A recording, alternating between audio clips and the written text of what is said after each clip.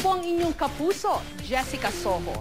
Ngayong gabi, para umasenso, kaya mo bang talunin ang iyong takot kahit maglakad ka pa sa baga? Anong gusto niyong patunayan? Kung yung apoy nga na imposibleng lakaran mo, ano pa yung hindi mo kayang gawin ngayong taon na ito?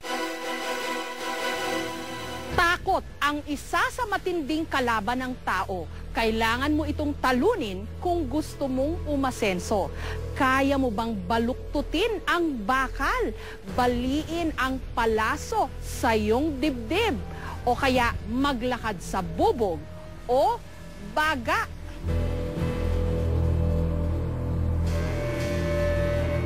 Ready na ba kayo yumaman? Oo! Yayaman tayo! Yayaman tayo! Ready na kayo? Maraming seminar na ang nangangako na yayaman daw ang sino mang dadalo rito.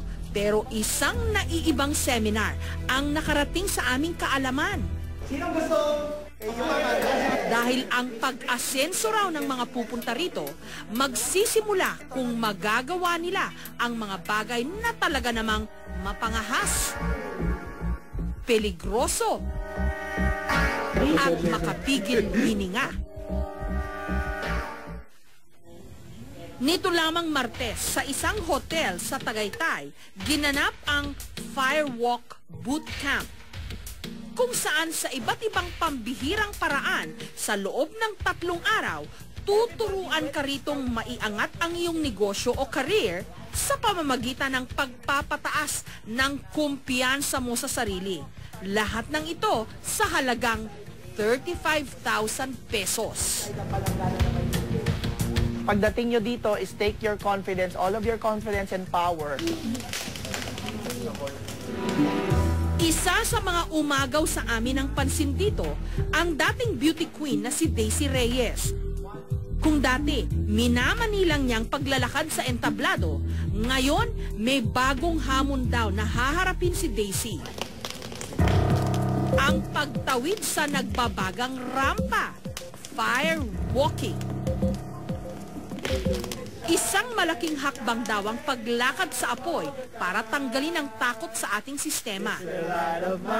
Di umano, sa pamamagitan nito, makakamit ang inaasam-asam na pag-asenso.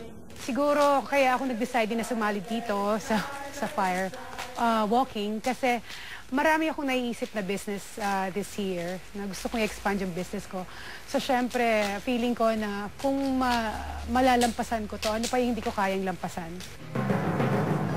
Bago lumakad sa apoy, kinailangang mag-relax muna ni Daisy para matanggal daw ang kanyang matinding kaba.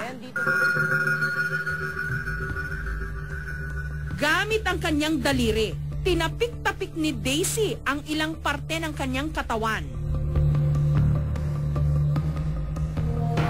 These are techniques called clearing techniques. Ito yung mga very fast na technique na kaya niyang i-eliminate or kaya niyang i-release yung takot mo kagad in less than 5 minutes. So tara, sukatin na natin ngayon. Pagkatapos, sunod na sinukat ang temperatura ng init ng baga. So makikita natin this is 1,233 degrees Fahrenheit. May nakaantabay ring doktor sakaling magkaroon ng aberya. Maya-maya pa, lumakad na si Daisy sa apoy. Go!